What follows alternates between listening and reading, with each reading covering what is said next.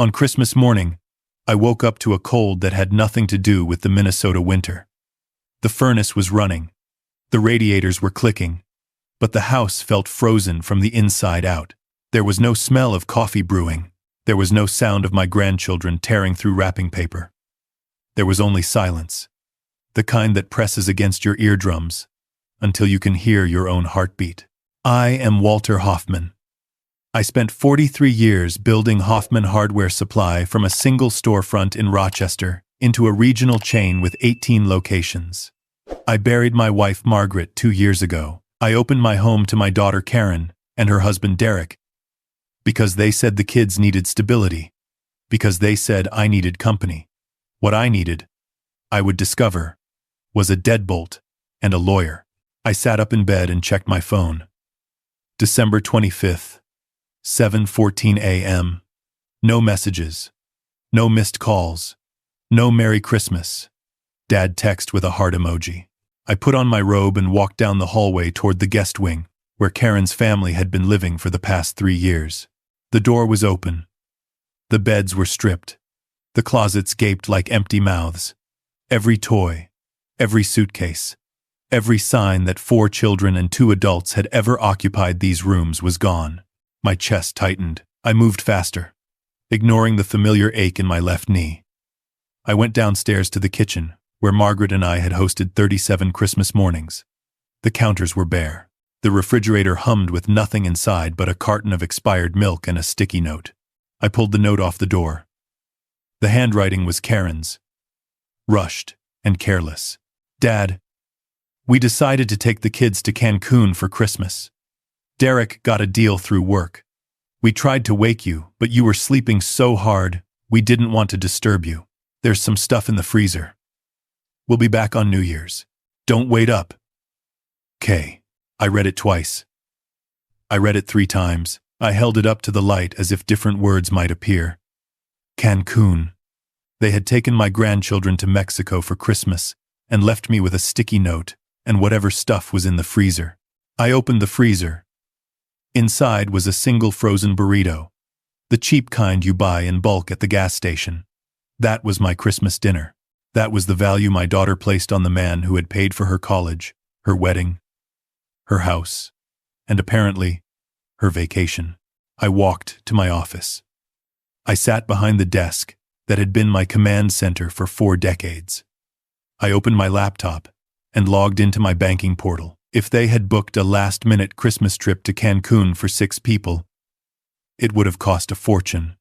Derek constantly complained about money. Karen constantly asked for advances on her allowance. Where did the funds come from? I clicked on the credit card tab. I had a platinum card reserved for emergencies, one I kept in the safe in my bedroom closet. Only Margaret and I had ever known the combination. The pending transactions loaded.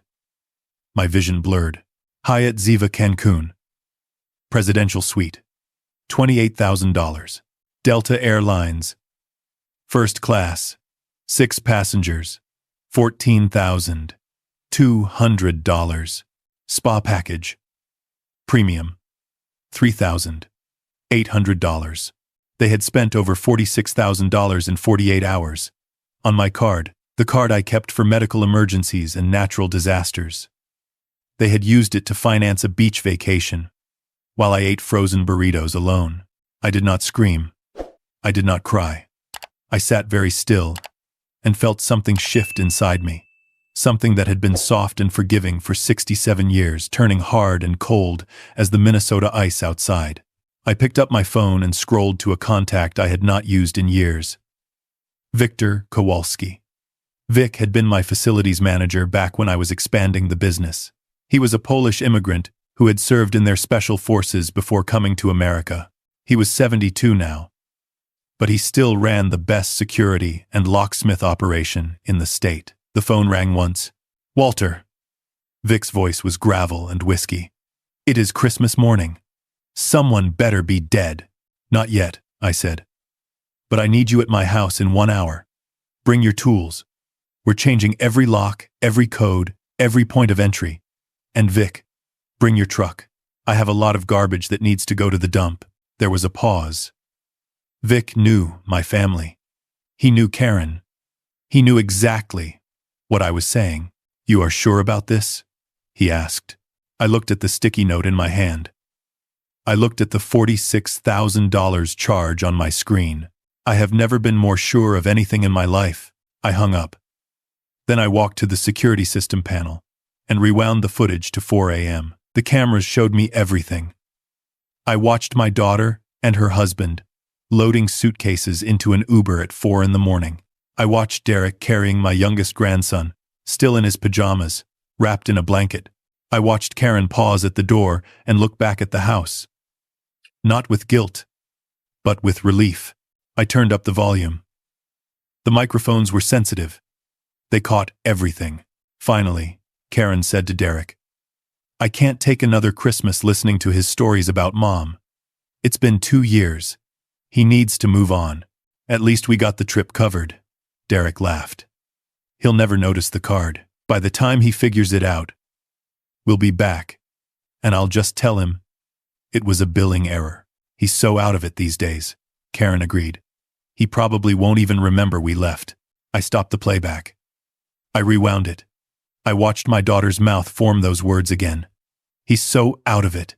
He probably won't even remember." This was not just abandonment. This was planned. They had discussed me like I was a piece of furniture they were tired of looking at. They had stolen from me because they believed I was too senile to catch them. I walked upstairs to their bedroom. I had respected their privacy for 3 years. I had never entered without knocking, but privacy is a privilege. And they had forfeited it the moment they stole my credit card. The room was a disaster. Clothes everywhere, drawers hanging open. They had packed in a hurry, grabbing what they wanted and leaving the rest. I started searching. I checked the obvious places first, then the less obvious ones. Under the bed, I found a shoebox. A Nike shoebox, battered and taped shut. It was heavy. I opened it. Inside were receipts, dozens of them. Pawn shop receipts dating back 18 months. I pulled them out one by one, my hands shaking as I read the descriptions. Antique pearl necklace, 8mm strand, pawned for $400. That was Margaret's necklace, the one I gave her for our 25th anniversary. She had worn it to every important event for the last 20 years of her life. Men's gold pocket watch, engraved, pawned for $200. That was my father's watch, the one he carried through Korea, the one I was supposed to pass down to my grandson. Diamond and emerald brooch, Art Deco, pawned for $600. That was Margaret's mother's brooch, passed down through 3 generations. And then I found the one that stopped my heart. Wedding ring set, matching bands, engraved W and M, forever. I stared at the receipt. I could not breathe. I walked to my bedroom in a daze. I went to the small mahogany box on my dresser where I kept Margaret's ring next to mine. I had taken mine off 6 months ago when the arthritis swelled my fingers. I opened the box. Inside was a ring. But it was not my wedding band. It was a cheap, gold-plated fake, the kind you buy at a craft store for costume jewelry. They had swapped it. They had taken the ring I had worn for 41 years. The ring I had placed on Margaret's finger in 1982, and replaced it with a piece of junk so I wouldn't notice. I sat on the edge of the bed. I held the fake ring in my palm. A sound came out of me that I did not recognize, something between a sob and a growl. For 2 years, I had touched that box every morning, believing Margaret's ring was safe inside. For 2 years, my daughter had known it was sitting in a pawn shop on the south side of town. This was not theft. This was desecration. The doorbell rang. Vic was here. I walked downstairs with the shoebox under my arm. I opened the door. Vic stood there with 2 of his guys, a truck full of equipment, and a look in his eyes that said he understood everything without needing to ask. "Where do we start?" he asked. "The front door," I said. "Biometric lock. My fingerprint only. Then every other door, every window, every gate. I want this house locked down like a military base." "And the garbage?" Vic nodded toward the upstairs. All of it, I said. Every piece of clothing, every toy, every item they own. I want it gone by sunset. Vic signaled his crew. They got to work. The sound of drills and hammers filled the house like a symphony. I made myself coffee and sat at the kitchen table, watching the steam rise from my cup. My phone rang. I let it ring 3 times. 4 times. Then, I answered. Dad! Her voice was bright and fake, the voice she used when she wanted something. Merry Christmas. We made it to Cancun. It's amazing here. The kids are already at the pool. Did you get our note? I got the note, I said. Sorry it was so last minute. Derek's company gave him this incredible deal, and we just couldn't pass it up. You understand, right? We figured you'd want some peace and quiet anyway. I understand perfectly, I said. I also understand that you charged $46,000 to my emergency credit card. The silence that followed was absolute. I could hear the distant sound of children laughing, waves crashing, a world of luxury built on my stolen money. Dad, Karen said slowly, her voice dropping the cheerfulness. That was just, we were going to pay you back. It's a temporary thing. Derek's bonus comes in February. Like you were going to pay back the jewelry? I asked. The pearls? The pocket watch? Margaret's brooch? More silence, longer this time. How did you? I found the shoebox, Karen. Under the bed. I have every receipt. 18 months of pawning your mother's legacy for pocket money. Dad. You have to understand. I understand that you pawned our wedding rings for $350. I understand that you replaced them with craft store fakes. I understand exactly who you are now. We needed the money. Karen shouted, the mask finally slipping. Do you know how expensive it is to raise 4 kids? Do you know how much Derek's car payments are? You just sit there in your big house with your pension and your investments and you give us scraps. Scraps, I repeated. I paid for your education. I paid for your wedding. I gave you a house to live in rent-free. I have written checks totaling over $400,000 in the last 10 years. That is not scraps. That is an inheritance you spent before I died. This isn't about money, Karen said. This is about you being bitter and lonely and taking it out on us. You're right, I said. It isn't about money. It's about respect. And you have none. I heard Derek in the background, asking what was wrong.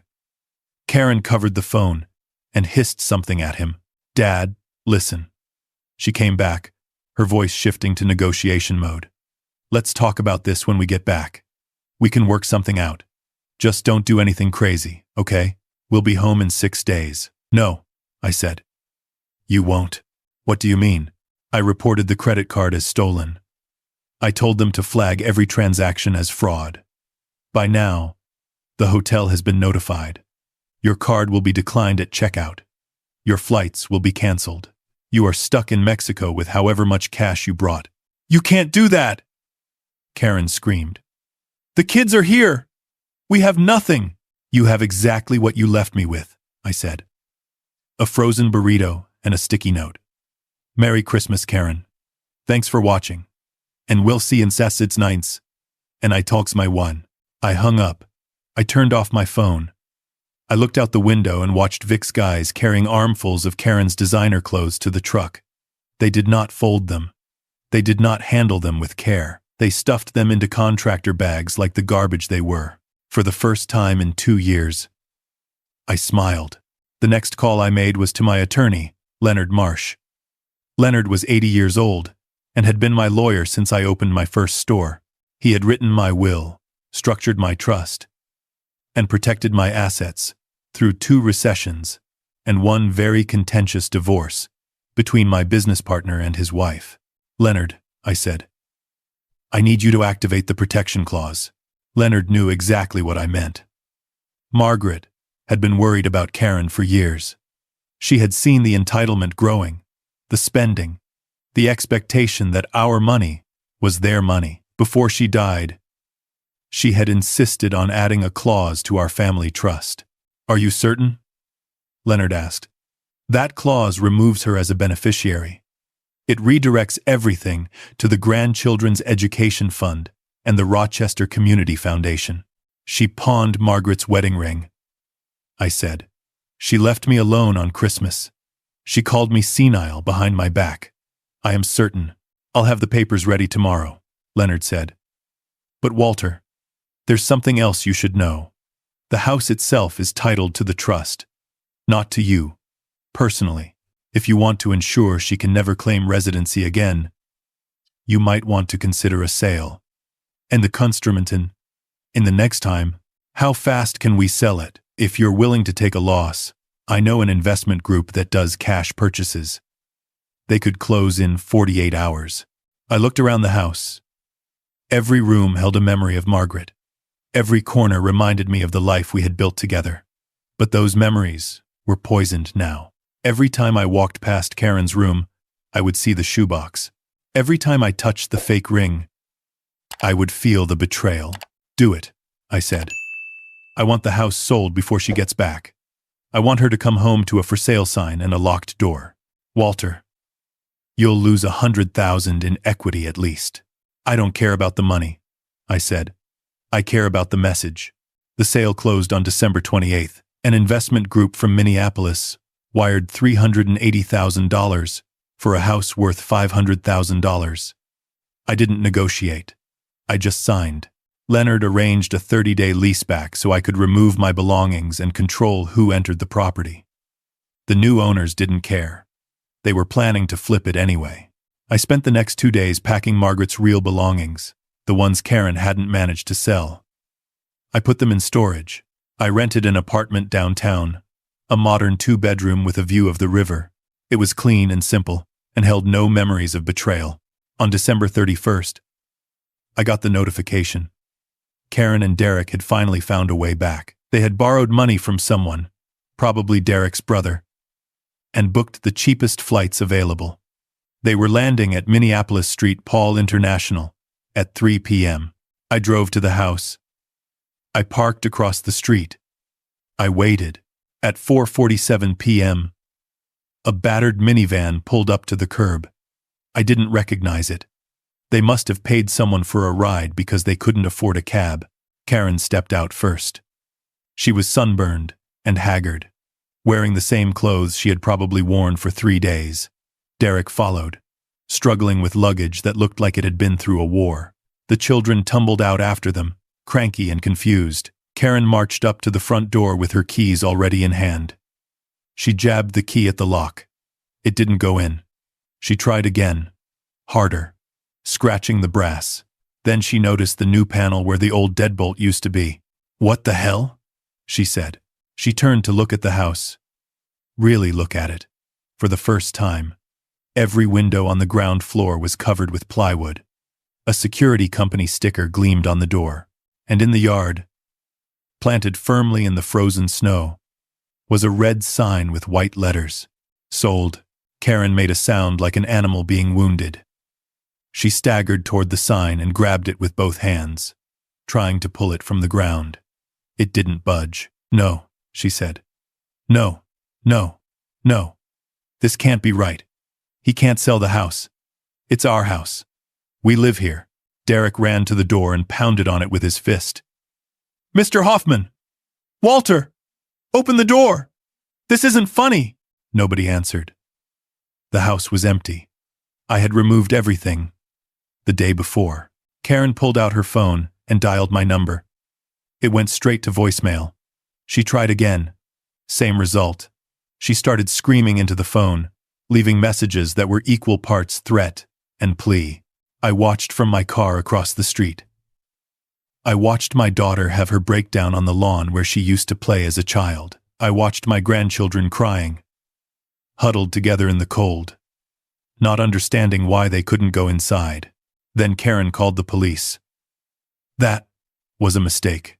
When the officers arrived, she told them she had been locked out of her home by her senile father, who had probably been scammed by real estate criminals. The officers checked the property records. The house was legally sold. The new owners had every right to board it up. Karen and her family were not the owners. They were not on the lease. They were not even registered residents. Ma'am, one officer said. According to county records, you don't have any legal claim to this property. If you try to enter, you'll be trespassing. But my things are inside. Karen shrieked. My clothes, my furniture, everything. The property was sold with contents. The officer said, if you had belongings inside, you'll need to take that up with your father or the new owners. I watched Karen collapse onto the snow. I watched Derek kick the for sale sign until it finally fell over. I watched my grandchildren crying for someone to explain what was happening. Then I started my car and drove away. I didn't feel joy. I didn't feel satisfaction. I felt empty, but it was a clean emptiness, the kind that comes after you cut out an infection. 2 weeks later, Karen filed a lawsuit. She claimed I was mentally incompetent and that the sale of the house should be nullified. She claimed elder abuse and financial exploitation. She claimed that Derek was entitled to his position as eventual heir and that I had fraudulently deprived them of their inheritance. The hearing was scheduled for January 15th. I walked into that courtroom wearing my best suit, the one I wore to Margaret's funeral. Leonard walked beside me, carrying a briefcase full of evidence. Karen sat at the plaintiff's table with a lawyer I didn't recognize. Some young man from a billboard advertisement who specialized in aggressive litigation. She had cleaned up for the occasion, wearing a modest dress and minimal makeup, trying to look like a concerned daughter, worried about her confused old father. The lawyer began his opening statement with dramatic flourishes about cognitive decline, sudden personality changes, and the tragedy of watching a beloved parent lose their faculties. He presented the sale of the house as evidence of dementia. What rational person, he asked, would sell a $500,000 property for $380,000 in less than a week? I sat quietly and let him finish. Then Leonard stood up. Your Honor, he said, we would like to present Exhibit. He played the security footage. The courtroom watched in silence as Karen and Derek snuck out of the house at 4 a.m. on Christmas morning. They heard Karen say she couldn't stand another Christmas listening to stories about Mom. They heard Derek laugh about the credit card and how the old man would never notice. Karen's face went white. Exhibit B, Leonard continued. He presented the pawn receipts, all 53 of them. He read the descriptions aloud. The pearls, the pocket watch, the brooch, the wedding rings. He held up the fake ring they had left in the box. This, Leonard said, is what the plaintiff left in place of her parents' wedding bands. A craft store replica worth approximately $3. The original rings, worn for 41 years, were pawned for $350. The judge looked at Karen. The sympathy in his eyes had hardened into disgust. Exhibit C, Leonard said. He presented the forensic audit of Derek's business expenses. Over the past 2 years, Derek had been submitting fraudulent invoices to my hardware supply company, where he held a meaningless consulting position I had created to give him income. The total amount embezzled was $127,000. Derek stood up from the table. That's a lie. Those were legitimate consulting fees. Sit down, the judge said. Leonard wasn't finished. Exhibit D, bank records showing that Karen Hoffman was the authorized user on 3 credit cards belonging to Walter Hoffman. Over the past 18 months, she has charged $89,000 in personal expenses to these cards without authorization. Karen started to cry. Real tears this time, not the performative kind. Your Honor, Leonard concluded, Mr. Hoffman is not suffering from dementia. He is suffering from having trusted his daughter. He sold the house not because he was confused, but because he discovered he was living with thieves. He is here today not as a defendant, but as a victim. The judge removed his glasses. He looked at Karen for a long time. Mrs. Hoffman, he said, this court finds no evidence of mental incompetence on the part of your father. This motion is denied. Furthermore, I am forwarding the evidence presented today to the district attorney's office for review. Grand larceny, embezzlement, credit card fraud, elder financial abuse, I suggest you retain a criminal defense attorney. Karen screamed something at me as the bailiff moved toward her table. I don't remember what it was. I was already walking toward the exit. Leonard caught up with me in the hallway. That went well, he said dryly. It went exactly as planned. I went back to my apartment. I poured myself a glass of scotch and sat by the window, watching the snow fall over the city. A month later, Karen came to see me. She looked different. Thinner, paler. The arrogance that had always puffed up her posture was gone, replaced by something smaller and more desperate. The criminal charges were pending. Derek had lost his job when word got out about the embezzlement. They were living in a motel outside the city, the kind with weekly rates and no questions asked. "Dad," she said, standing in my doorway.